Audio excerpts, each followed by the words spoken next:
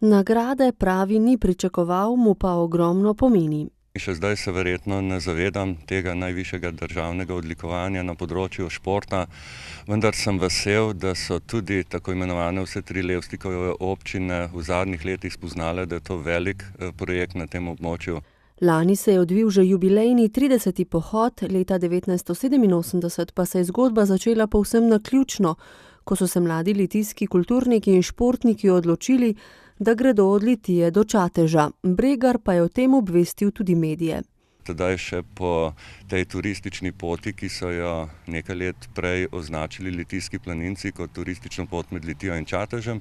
In že prvo leto se je udeležilo 397 pohodnikov iz vse Slovenije. Potem je sodelavci začel iskati pravo Levstikovo pot, opisano v popotovanju od Litije do Čateža. Pohod pomembno zaznamuje tudi kultura, predvsem razhodnjo na Čatežu, kjer se na cilju zberejo pohodniki. Levstikova pot je fenomen v slovenskem in evropskem prostoru. Veliko mi pomeni, predvsem sem pa vesel in se zahvaljujem tudi vsem udeležencem. Če tako povprečno seštejemo, je to pot samo na množičnih pohodih prehodilo prek 250 tisoč pohodnikov.